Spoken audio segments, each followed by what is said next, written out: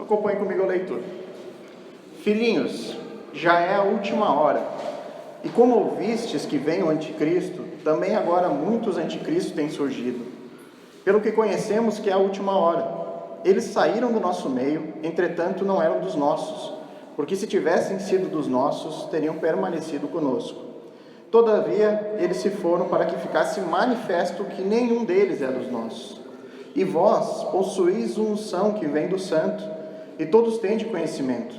Não vos escrevi porque não saibais a verdade, antes porque a sabeis, e porque mentira alguma jamais procede da verdade.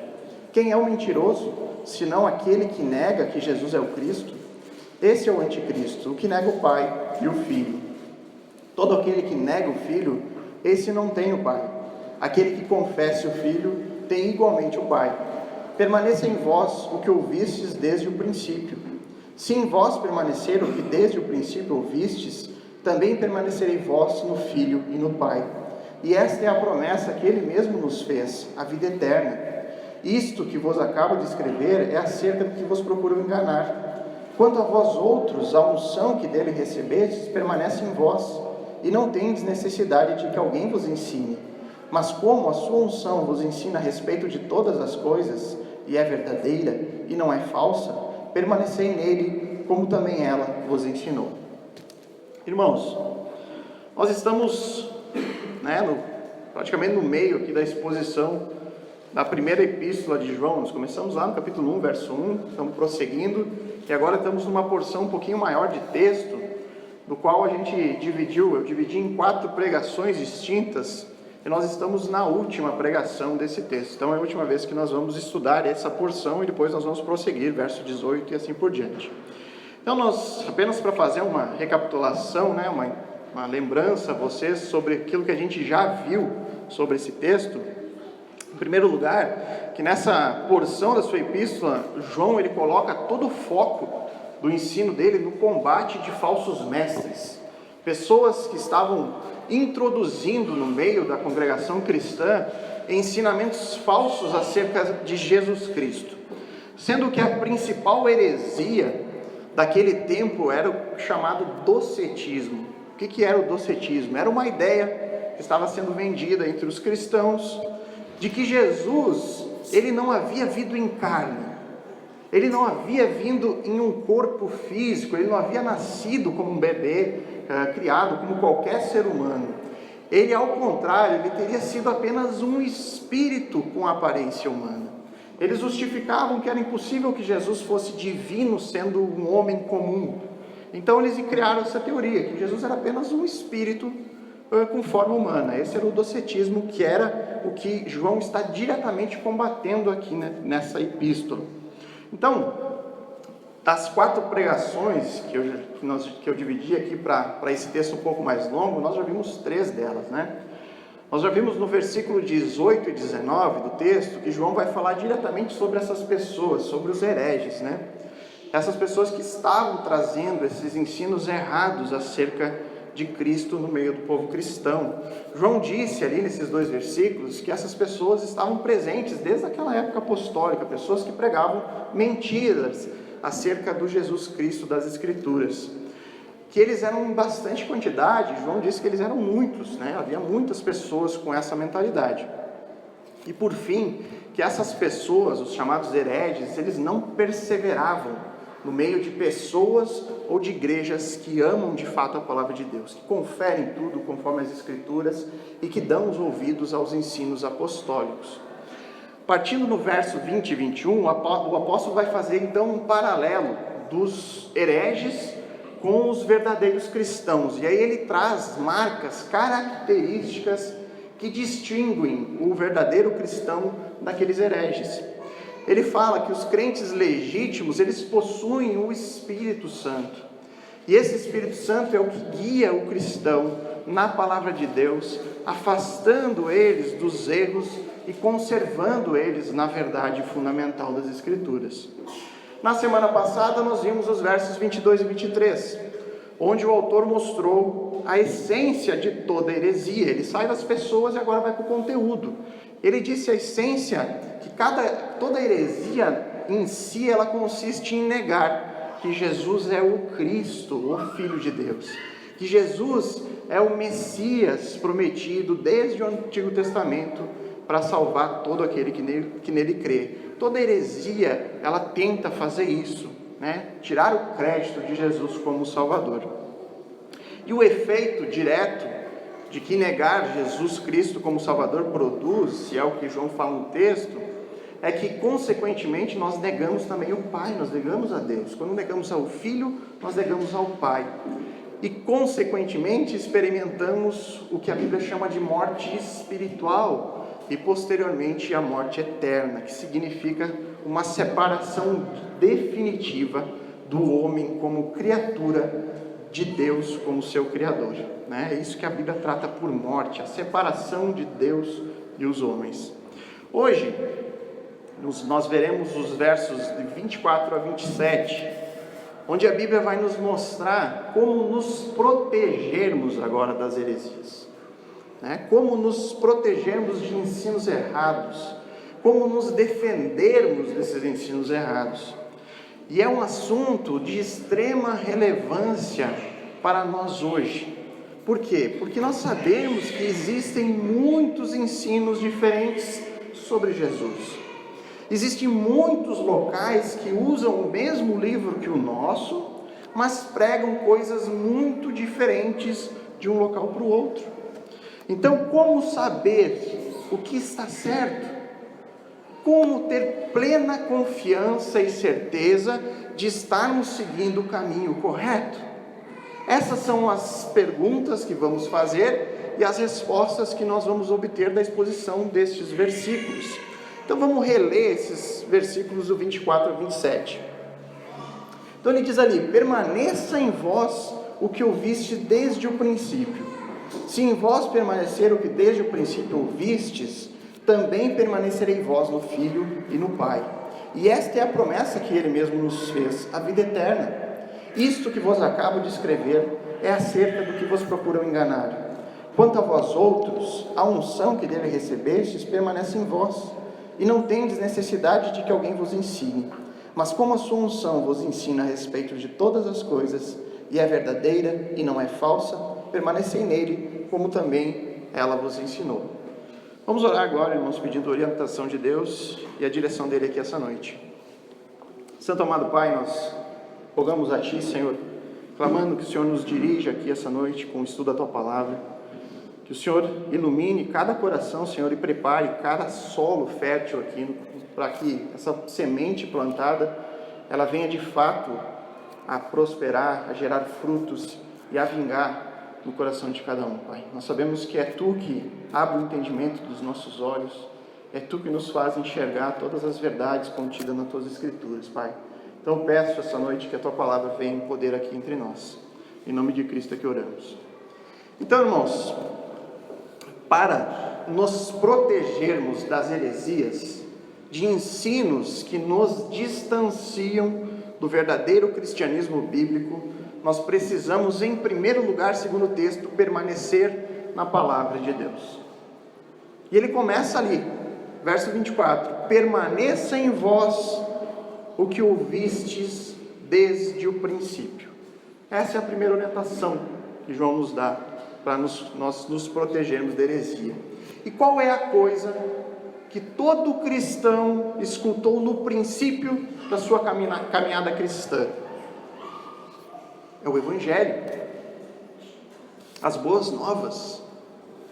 É isso que inicia. Toda pessoa que para se tornar cristã precisa escutar as boas novas que há em Cristo Jesus.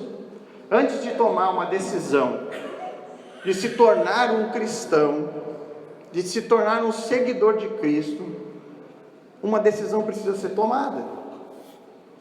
E para tomar essa decisão, essa pessoa escutou o ensino apostólico. Qual a mensagem que os apóstolos transmitiam? Os apóstolos transmitiram as boas novas da salvação que há para todo aquele que crer em Jesus Cristo. Que Jesus Cristo veio, morreu e ressuscitou dentre os mortos para nos salvar dos nossos próprios pecados. Essa era a mensagem transmitida pelos apóstolos. E os apóstolos usavam o seu próprio testemunho desses eventos todos. Eles estiveram presentes. Os apóstolos testemunharam tudo aquilo que eles tinham visto e ouvido do próprio Jesus Cristo. Essa é a mensagem apostólica, aquilo que eles escreveram, os 27 livros divinamente inspirados do Novo Testamento. São eles que dão base para a nossa fé cristã. Nós conhecemos a Jesus com base no testemunho dos apóstolos e naquilo que eles nos escreveram, divinamente inspirados por Deus. E é nisso que nós devemos permanecer, segundo o apóstolo João. Na mensagem transmitida dos apóstolos. E permanecer nisso significa permanecer em nós o Filho e o Pai. E é isso que diz o restante do verso 24. Se em vós permanecer o que desde o princípio ouvistes, ou seja, o testemunho apostólico sobre o Evangelho, também permanecerei em vós no Filho e no Pai. Então a verdade, irmãos, é que todo cristão deve ser conservador no seu entendimento sobre Deus e na sua teologia. A teologia cristã está ancorada nas Escrituras. E unicamente nelas. O cristão nunca deve levantar os seus pensamentos para fora desse livro. Para tudo que ele ensina e tudo aquilo que ele determina. Nossos pensamentos devem ser cativos a ele, porque é aqui que nós temos a informação sobre Jesus, e em nenhum outro lugar nós temos. É sobre o testemunho dos apóstolos que nos baseamos para a nossa fé cristã. E a única garantia e certeza, segundo o próprio apóstolo João, de que nós vamos permanecer na verdade e não no erro, é quando nós vamos ter certeza de estarmos seguindo o Deus e único e verdadeiro Deus. Quando a gente vai poder ter convicção de estarmos seguindo as palavras e orientações vindas diretamente de Deus, é quando, por meio da Bíblia, ela for toda e unicamente a nossa regra de fé e prática. Somente assim, seja a nossa vida pessoal, seja na igreja. Fuja das Escrituras e fuja da verdade. É isso que João está nos dizendo. E o apóstolo Paulo, prevendo que muitos não perseverariam naquilo que tinham ouvido desde o princípio, ou seja, eles não perseverariam no testemunho e no ensino apostólico. Ele fez um alerta profético em sua segunda carta a Timóteo, capítulo 4, verso 3, não precisam abrir. Pois virá o tempo, ainda vai chegar esse tempo, pois virá o tempo em que não suportarão essa doutrina. Ou seja, essa doutrina significa todo o ensino que procede unicamente das Escrituras. Isso é essa doutrina. Então ele diz, vai vir um tempo onde as pessoas não vão suportar essa doutrina. Pelo contrário, sentindo coceira nos ouvidos, segundo os seus próprios desejos, juntarão mestres para si mesmo. Então, parafraseando o que ele disse, chegará um tempo onde as pessoas não vão mais querer saber da Bíblia. Não vai mais querer saber o que a Bíblia ensina. Vai chegar um tempo que as pessoas vão dizer, a Bíblia é um livro que não é para ser lido. É um livro muito difícil.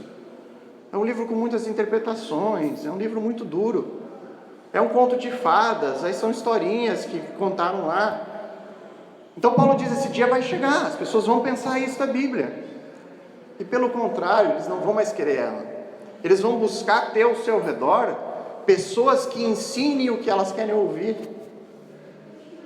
E essas pessoas não vão descansar até encontrar esses mestres que ensinem aquilo que elas querem ouvir.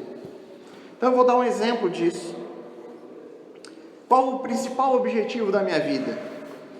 Eu gostaria de ser próspero, eu quero ter saúde, quero ter uma boa saúde, não ter problema nenhum de doença, eu quero ter um bom emprego, enfim, eu quero ter uma vida boa aqui na terra. Esse é o meu principal objetivo, viver bem, ter uma vida boa. Aí eu entro aqui nessa igreja, E eu não escuto nada além do que você é um pecador, você precisa buscar uma vida em santidade, você precisa mudar, você precisa tomar decisões na sua vida que honrem a Deus, você precisa estudar a Bíblia para não ser enganado, você precisa que Jesus seja o seu Senhor, que o que mais importa nessa vida é nós nos reconciliarmos com Deus e recebemos o perdão dos nossos pecados. Isso é o que mais importa. Eu escuto que Deus não promete prosperidade aqui na terra. Não é uma promessa de Deus. Ele concede, mas não é uma promessa. Nem todos desfrutarão de vida próspera. Ele não nos promete que nós teremos apenas dias felizes. Pelo contrário, a Bíblia diz que certamente dias difíceis virão a todos. Aí eu escuto que Jesus nunca disse que ia ser fácil. Ao invés disso, ele disse: pegue a sua cruz e me siga. Aí nisso eu penso, isso é muito duro para mim. Eu não consigo. Eu não quero escutar isso. Aí eu vou para outra igreja, eu vou buscar outro lugar. Aí eu encontro uma igreja que diz: Deus te prometeu vida próspera. Deus fez uma promessa. Creia, não aceite doença, determine a saúde. Tome posse disso. Tenha fé e Deus vai fazer tudo e muito mais para você. Ele vai te dar uma BMW, Ele vai te dar uma casa na praia. Jesus vai te dar tudo isso. É aqui que eu vou ficar. É tudo que eu sempre quis ouvir. Que existe Deus e que Ele só quer me dar coisa boa. Eu quero ser Deus para mim. Aí eu repito as palavras do apóstolo: virá um tempo em que não suportarão essa doutrina.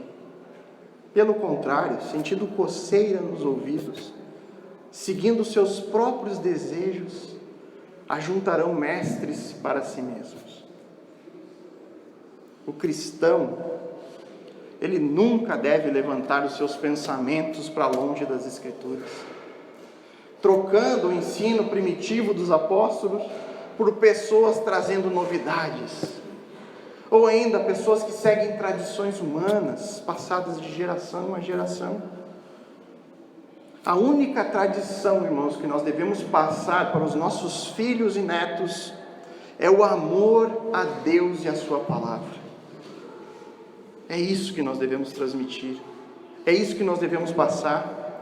A única tradição que eu oro que essa igreja transmita é a necessidade e urgência pela pregação e estudo da palavra de Deus.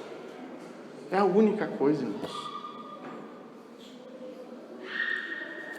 Quando você sai daquilo que é objetivo, o que é objetivo? Deus é um ser objetivo, a palavra de Deus ela é objetiva, porque a Bíblia é que permanece inabalável. Ao longo desses mais de 2000 anos, as igrejas têm passado, as pessoas têm passado, a palavra de Deus nunca passará. Mas quando você permite que seres humanos, falhos, finitos, pecadores, comecem a transmitir tradições baseadas nas suas próprias ideias, que não foram extraídas da própria palavra de Deus, então o nosso destino é o erro e o fracasso. E quantas pessoas, irmãos, vivem com base na tradição humana? Tradição essa que não provém, que não possui origem nas Escrituras. 2 Timóteo 3,17, ele diz claramente: toda a Escritura é inspirada por Deus, útil para o ensino, para a repreensão, para a correção e para a instrução na justiça, para que o homem de Deus seja apto e perfeitamente preparado para toda boa obra. Toda a Bíblia é inspirada por Deus, não são os homens nem a tradição humana que é inspirada por Deus. A Bíblia é útil para o ensino. Se for ensinar, não ensine os seus próprios pensamentos. Não ensine tradições passadas de geração para geração. Ensine somente o que é útil, a palavra de Deus. Vai corrigir alguém? Corrija usando a palavra de Deus e mostre a verdade à pessoa para que ela possa sair do erro. Vai instruir? Instrua segundo a palavra de Deus e nada fuja dela. É incrível que alguém que conhece o texto bíblico consiga ainda assim enganar as pessoas com ensinos e tradições que não possuem base nem fundamento originado na incorruptível palavra de Deus. Eu vou dar exemplo disso. Nos anos onde a reforma protestante estava pipocando no mundo, um papa chamado Júlio III, que viveu em 1487 a 1555, preocupado com os rumos que a sua igreja estava tomando, ou seja, perdendo prestígio e poder diante de um número cada vez maior de cristãos protestantes, ele convocou 3 bispos, dos mais sábios, dos mais preparados, e lhe confiou a missão de estudarem com cuidado o problema e apresentarem as sugestões para mudar essa situação.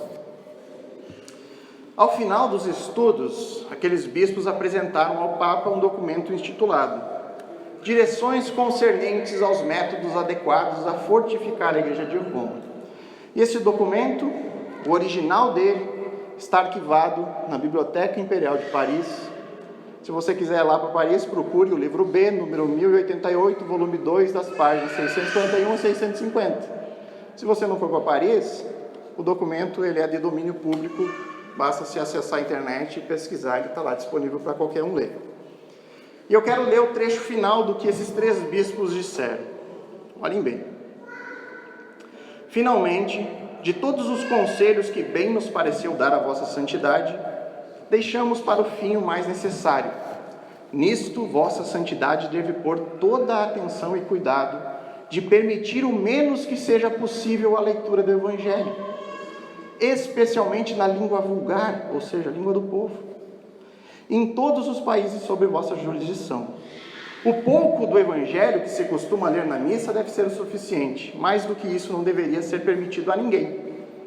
Enquanto os homens estiverem satisfeitos com esse pouco, os interesses da vossa santidade prosperarão. Mas quando eles desejarem mais, tais interesses declinarão. Em suma, aquele livro, a Bíblia, mais do que qualquer outro, tem levantado contra nós esses torvelinhos e tempestades, dos quais meramente escapamos de ser totalmente destruídos. De fato, se alguém examinar cuidadosamente a Bíblia, logo descobrirá o desacordo e verá que a nossa doutrina é muitas vezes diferente da doutrina dela, em outras até contrárias a ela. O que se o povo souber, não deixará de clamar contra nós, e seremos objeto de escárnio e ódio geral. Portanto, é necessário tirar esse livro das vistas do povo, mas com grande cuidado, para não provocar tumulto. 20 de outubro de 1553. Irmãos, eu não trouxe esse texto para ser objeto de escárnio, para fazer gozação com o catolicismo. Não foi a minha intenção. Eu trouxe para mostrar claramente as intenções de algumas pessoas de manter tradições ao custo de que, se preciso for, menosprezar, esconder aquilo que é o mais importante de tudo, a palavra de Deus. E é com profunda tristeza, irmãos, e com lágrimas que eu digo, eles conseguiram. Eles conseguiram transmitir a sua tradição e esconderam sutilmente a Bíblia das vistas do povo. Eu não quero cometer nenhuma injustiça, irmãos, mas a grande maioria dos católicos romanos e a grande maioria também dos evangélicos são analfabetos no que se diz respeito à Bíblia. O povo cristão, conhecido pelas outras religiões como o povo do livro, sabe quase nada desse livro. Ao ponto de muitos que se dizem cristãos de longa data nunca sequer terem lido pelo menos uma vez todas as Escrituras. E como nos protegeremos do erro, das heresias, de pessoas enganadoras, se não soubermos nada sobre a verdade? O que João nos disse: se proteja do erro, se aproxime da verdade. Se não temos intimidade nenhuma com a verdade, como vamos saber o que é certo e o que é errado? Se não estivermos, irmãos, em contato constante, se não estudarmos a Bíblia, se não compararmos tudo o que é dito, inclusive o que eu estou falando, com o que é ensinado e aquilo que foi ensinado pelos apóstolos, como saberemos o que é certo e o que é errado? Permanecer na palavra de Deus é o que vai nos manter fiéis a Deus e a Cristo. Somente assim nós vamos experimentar uma íntima comunhão espiritual com ambos. Permanecer em Deus é a mesma coisa que ter a Deus. João acrescenta ainda no verso 25: e esta é a promessa que ele mesmo nos fez, a vida eterna. Ou seja, como resultado desta permanência e lealdade às Escrituras, ao ensino apostólico, à palavra de Deus, é feita a nós a promessa da vida eterna.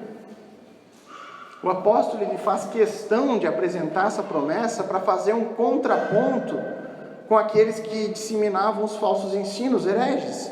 Se você voltar no verso 23, você vai ler lá: todo aquele que nega o Filho, esse não tem o Pai.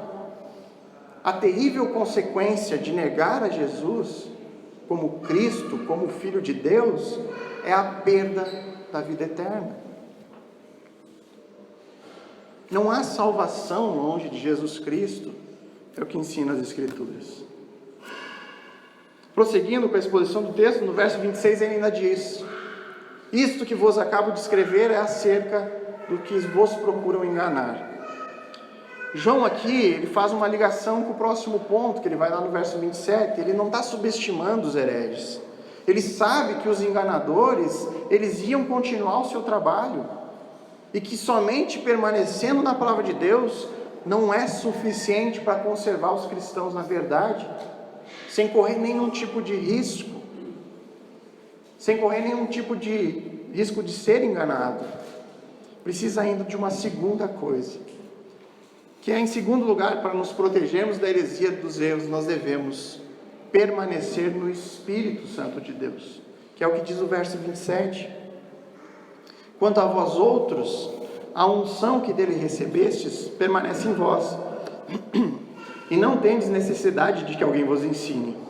Mas como a sua unção vos ensina a respeito de todas as coisas, e é verdadeira e não é falsa, permanecei nele, como também ela vos ensinou. Para o cristão estar totalmente protegido dos falsos ensinos e dos hereges, ele precisa permanecer na palavra de Deus, e precisa também da unção que dele recebestes e que permanece em vós, é o que diz João. Eu já falei sobre esse assunto há 2 domingos atrás, de uma maneira mais detalhada, dentro das características do verdadeiro cristão, uma das marcas é a unção espiritual. A Bíblia ensina que Jesus pessoalmente prometeu que, uma vez dado, o Espírito Santo estaria sempre conosco. Em João 14,16 ele diz: e eu rogarei ao Pai, e ele vos dará outro Consolador, a fim de que esteja para sempre convosco. E é através do Espírito Santo, o qual nós recebemos da parte de Deus, que podemos ter os nossos olhos abertos para as verdades contidas na palavra de Deus. É Ele que nos possibilita ter vida, conforme nós lemos em Efésios capítulo 2, verso 1.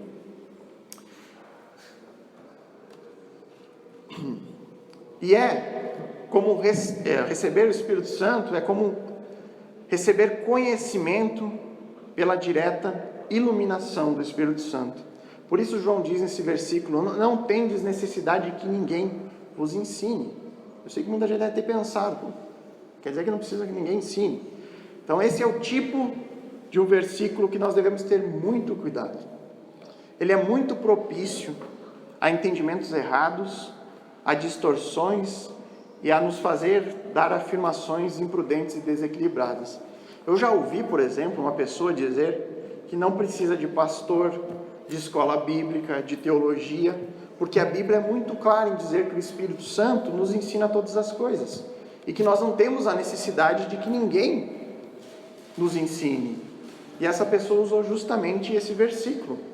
E está muito claro ali no texto, né? Quanto a vós outros, a unção que dele recebestes permanece em vós, e não tendes necessidade de que alguém vos ensine. É isso que João está dizendo.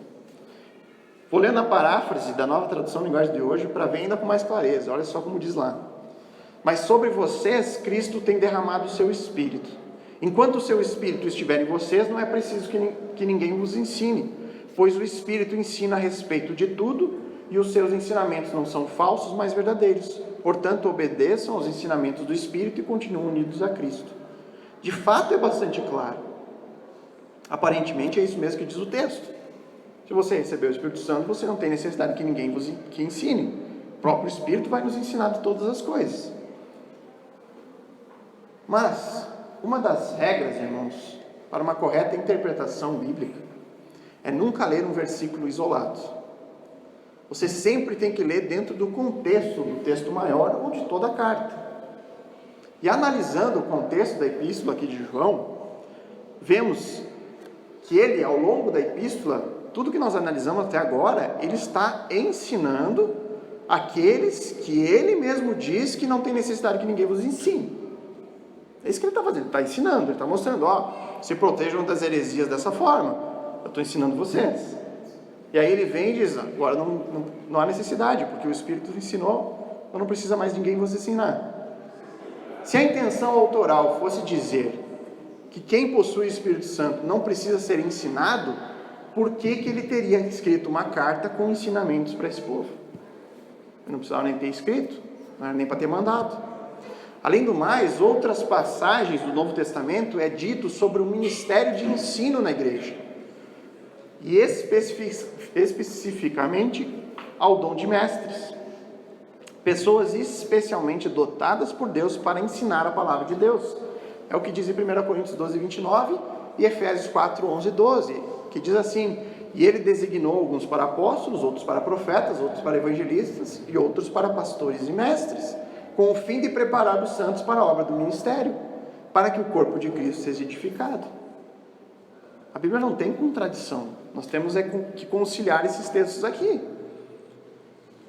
Por isso, o texto que nós estudamos aqui hoje, pelo próprio contexto da epístola, harmonizando com o resto das escrituras, é muito claro que sim, nós precisamos de pessoas para nos ensinar. Todo cristão precisa de alguém que ensine.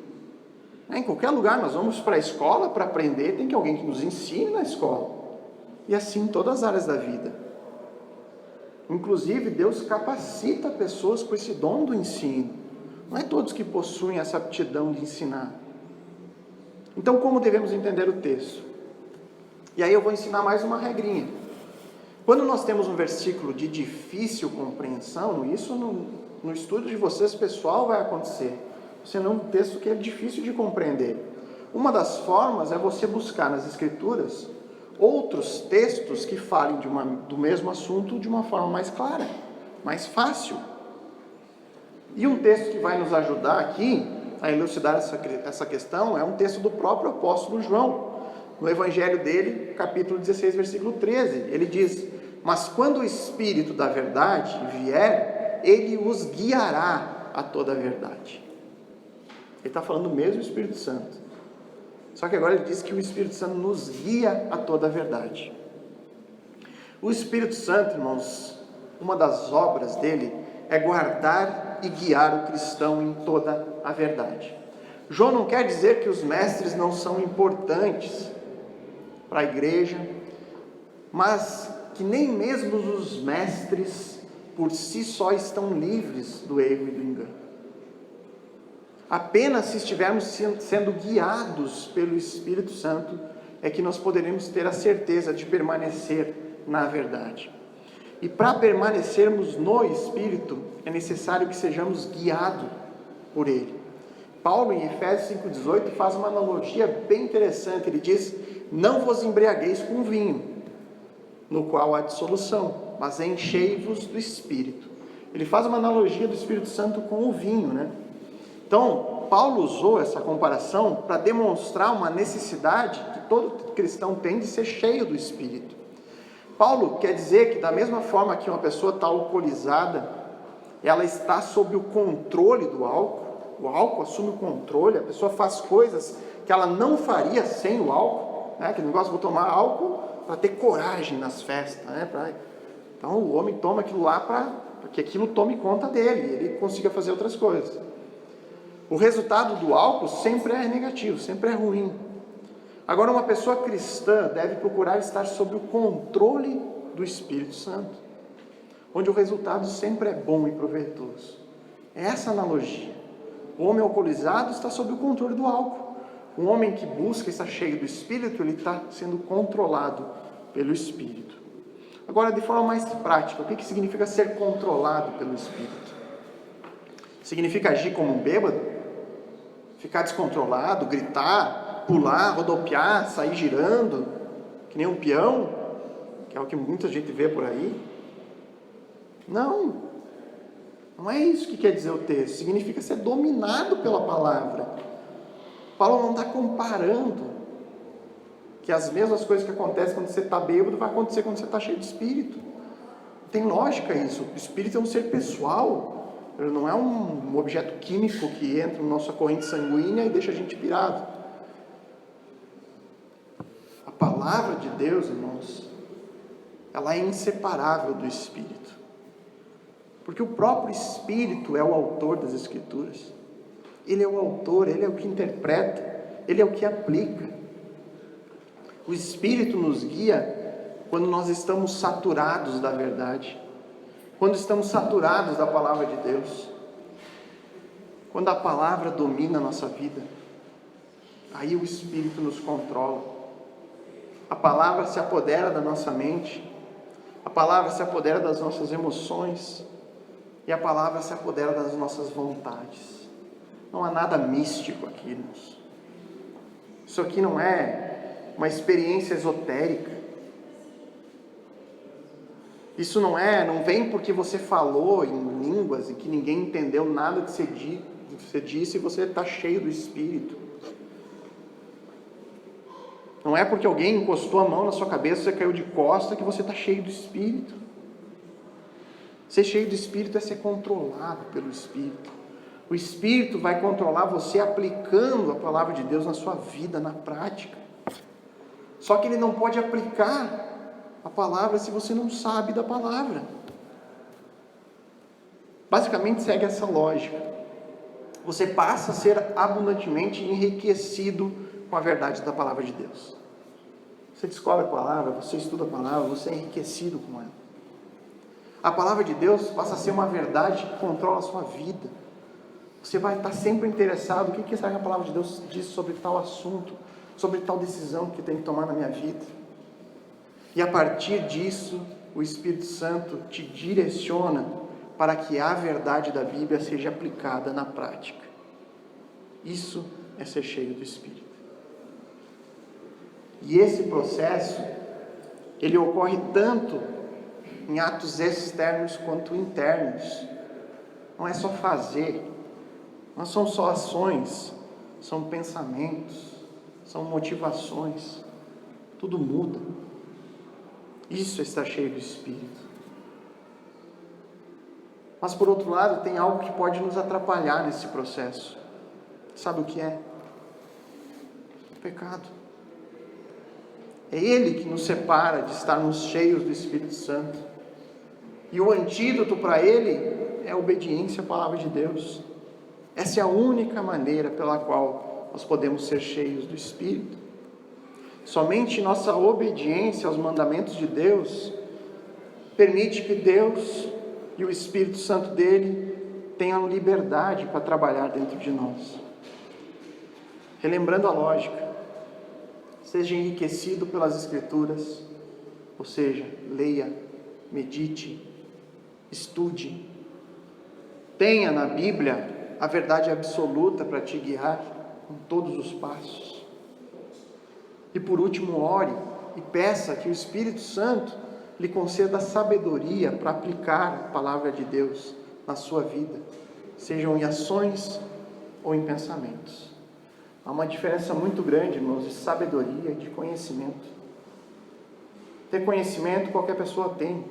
Estuda, você adquire conhecimento. Mas sabedoria é colocar em prática na sua vida todo esse conhecimento. Tem um monte de professor de universidade com alto grau de conhecimento e administração de empresas, mas que nunca administrou uma empresa na prática, e se botar quebra. Ele não sabe aplicar aquele conhecimento na prática. E é isso que o Espírito Santo faz no crente. Ele pega o conhecimento adquirido das Escrituras e nos dá sabedoria para aplicar na nossa vida. E é isso que faz a diferença, irmãos. E nada adianta a gente ser uns cabeção que conhece um monte de teologia e a nossa vida não ser nada daquilo. Então, diante de tudo isso, talvez ainda você se questione. Mas então, se eu permanecer na palavra de Deus, como foi dito no ponto anterior, permanecer em obediência, automaticamente eu não vou estar perseverando no Espírito de Deus? Mas se eu não fizer a primeira coisa, não vai ser automático a segunda? A resposta para essa pergunta é: depende, irmãos. As duas coisas que nós precisamos para nos proteger das heresias são a palavra de Deus e o Espírito que nos unge. Ambos são recebidos no momento da conversão. Ouvimos a palavra, o Evangelho, e recebemos o Espírito para crer em tudo aquilo. Ambos são necessários para que andemos continuamente na verdade. Só que nos nossos dias, irmãos, ter equilíbrio aqui é algo muito difícil, pelo menos de se encontrar. Seguidamente vemos pessoas honrando a palavra de Deus e negligenciando o Espírito.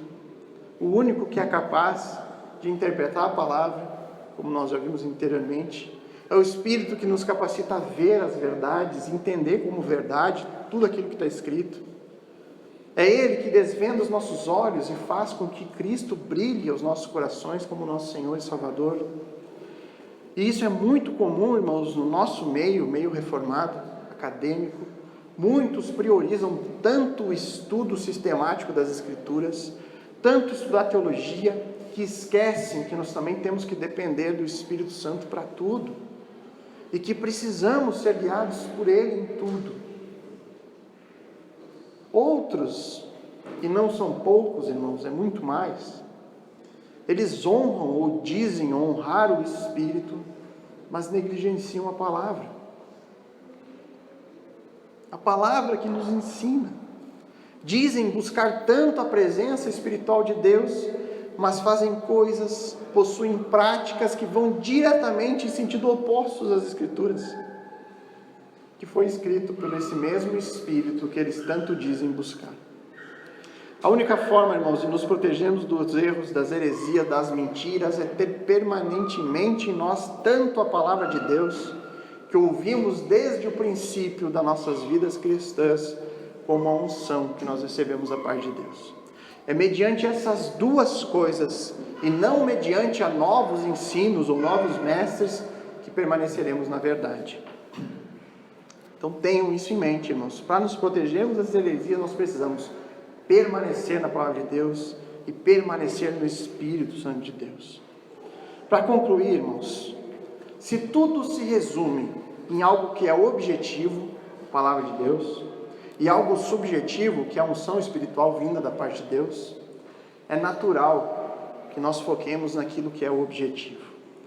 Todos nós aqui hoje, nós podemos abrir as nossas Bíblias e analisar um texto bíblico, conhecer a palavra de Deus. Já o Espírito Santo nós não temos controle. Nós não podemos livremente pegar o Espírito Santo que é de Deus e colocar em nós ou colocar nas outras pessoas. Isso é subjetivo. É algo apenas que Deus pode fazer. Apenas Ele pode conceder o seu Espírito. Então, quero concluir com uma pergunta que provavelmente todos nós um dia já nos fizemos, e talvez você esteja se fazendo agora. Se temos que permanecer na palavra de Deus, se devemos guiar a nossa vida pelas ordens deste livro, como sabemos que a Bíblia, este livro, e somente esse livro, é a própria, inerrante e infalível Palavra de Deus. A pergunta que nós provavelmente já todos fizeram, mas ela não foi escrita por homens. Como que eu posso ter certeza que a Bíblia é a Palavra de Deus? Como sabemos então que a Bíblia é de Deus? E para começarmos a responder essa questão, o primeiro ponto a ser levado em conta é que é a premissa para tudo o resto. Se a Bíblia é a Palavra de Deus, ela obrigatoriamente tem que ter um caráter muito superior a todos os outros livros. Se ela se igualar aos outros livros que existem por aí, ela não é mais Palavra de Deus, é a palavra de homens. Então ela tem que ter um caráter extremamente superior. Partimos disso. E aí eu selecionei 5 evidências, entre várias outras que eu poderia trazer aqui hoje. Primeiro, a inexplicável unidade dos 66 livros, em sua unidade de estrutura, matéria e propósito. A Bíblia é a única coleção de livros escritas por vários autores, que combinados resultam em um único livro. Um livro com perfeito progresso, um livro com começo, meio e fim. São mais de 30 autores, num período de 1.600 anos, na grande maioria autores desconhecidos, que não conheceram um ao outro, e eles todos escreveram com uma mesma atitude para com Deus: pecado e retidão. Todos eles escreveram sobre isso. Deus, para todos os autores, é reverenciado e o pecado é sempre combatido. Quando nos deparamos com isso, 66 livros escritos isoladamente, mas quando juntados formam uma unidade perfeitamente lógica na sua estrutura, no seu alvo, no seu propósito, nós só podemos concluir que houve uma única mente. Foram 66 livros, diversos autores, uma única mente. É impossível, irmãos, que todos esses livros escritos num período distante de tempo um do outro, por pessoas distantes, que frequentaram classes sociais diferentes, culturas praticamente a mesma, mas muitas diferentes, escreveriam com início, meio e fim ao juntar todos eles. Como isso é possível, irmãos? Só há uma explicação. Por trás desses livros havia uma mente, e essa mente é a mente de Deus. Segundo, a influência da Bíblia na vida das pessoas. Um livro comum, irmãos, ele pode trazer interesses ao homem, pode trazer conhecimento, pode trazer ensino, óbvio que sim. Mas a Bíblia nutre o homem a ponto de se eles se esforçarem para viver por ela. Ao ponto de muitos terem dado a sua vida por esse livro. É o que nós aprendemos com o testemunho apostólico. Talvez Pedro, mais marcante, nega Cristo quando ele estava sendo preso. Pouco tempo depois, está morrendo voluntariamente da mesma forma. O que um covarde daquele se tornou um cara tão corajoso? Ele ia morrer por uma mentira? Ele ia morrer por algo que ele sabia que não tinha acontecido? Que Jesus não tinha ressuscitado? Há muitos outros exemplos: Policarpo, Wycliffe, Lutero, John Hus, e milhares de antigos e de eras recentes, homens que morreram pela palavra de Deus. Eles morreriam por uma mentira? A Bíblia não somente transforma a vida das pessoas, irmãos, como eu creio que muitos já viram essa transformação em pessoas próximas, gente sendo transformadas por esse livro. Mas ela não só transforma, ela habita nas pessoas, de uma maneira que faz com que até a morte para elas seja algo mais fácil de enfrentar. E enfrentam a morte até com alegria. Isso choca o mundo, irmãos. Isso choca o mundo. O mundo não está preparado para a morte. O cristão está. Nenhum outro poder vindo de livros humanos poderiam causar isso em nós, irmãos. Nenhum. Terceiro, a indestrutibilidade da Bíblia. Irmãos, dentro da literatura, uma porcentagem muito pequena de livros sobrevive a 25 anos. Uma porcentagem muito menor dura um século. E uma porção insignificante dura 1000 anos. A Bíblia, porém, tem sobrevivido por tanto tempo em circunstâncias extremamente adversas, irmãos. A Bíblia é hoje encontrada em mais de 1000 línguas. E ainda é o livro mais vendido do mundo. Só que, infelizmente, creio eu, é um dos mais poucos lidos do mundo. Quarto critério, as profecias cumpridas, irmãos. Só sobre Cristo, irmãos, há várias profecias no Antigo Testamento que se cumprem. Mas eu vou falar só as que se falam sobre Cristo. Cerca de 72 profecias, escritas centenas de anos antes de Jesus nascer, falaram sobre a vida de Jesus, falaram sobre o seu nascimento, sobre a sua morte e ressurreição. E elas se cumpriram integralmente. Leia o livro de Isaías. Você vai ler Isaías e vai pensar, não, estou falando de Jesus. Isso aqui é Jesus, claramente Jesus. Escrito muitos anos antes. Séculos e séculos antes. Para ter uma ideia do que isso significa, irmãos, foi feito um cálculo de probabilidade estatística sobre isso. Para que cerca de 70 profecias se cumprissem na pessoa de Cristo, a chance disso acontecer, segundo os matemáticos, é 1 em 100 trilhões. Essa probabilidade eu vou ilustrar da seguinte maneira, para ter uma ideia do que é esse 1 em 100 trilhões. Seria como se nós pegássemos o Rio Grande do Sul inteiro, enchêssemos toda a superfície do estado com moedas de R$1, ao ponto de atingir 1 metro de moeda. E aí você pegasse uma moeda ao acaso e marcasse essa moeda, e jogasse lá em qualquer lugar do estado. E aí você vendasse uma pessoa e dissesse, agora você vai onde você quiser, pega uma moeda. A chance dela pegar essa moeda, a moeda que você marcou, é 1 em 100 trilhões.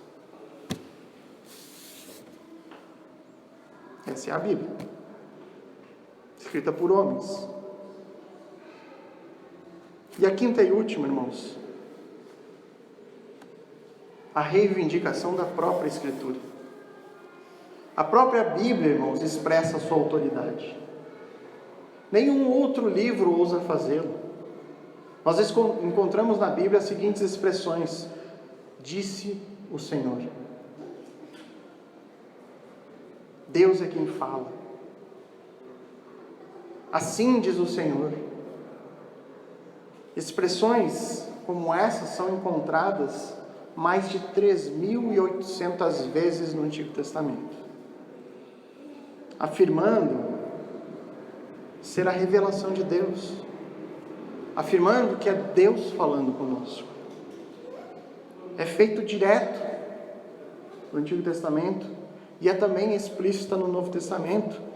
Um exemplo, 1 Tessalonicenses 2,13, Paulo diz assim: também agradecemos a Deus sem cessar, pois ao receberem de nossa parte a palavra de Deus, vocês as aceitaram não como palavras de homens, mas segundo verdadeiramente é, como palavra de Deus, que atua com eficácia em vocês que creem.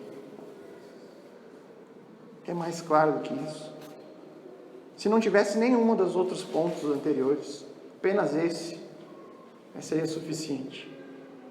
A própria palavra alega ser a palavra de Deus. Você ainda tem dúvidas? Então eu diria, estude mais. Pesquise. Busque informações sobre os manuscritos originais, como a Bíblia chegou até nós hoje, todo o processo, a história da igreja. Vai atrás. Busque saber mais sobre a palavra de Deus. Você acha que as pessoas escreveram isso para enganar outras pessoas? Busque conhecer, busque saber quem foram os escritores, busque saber mais da Bíblia. Mas eu digo, se deixe levar pelas evidências. porque elas são grandes, elas são muitas, e é necessário muito mais fé para crer que a Bíblia é um livro comum, escrito por homens, do que para crer que ela é de fato a palavra de Deus. Amém, irmãos? Vamos orar.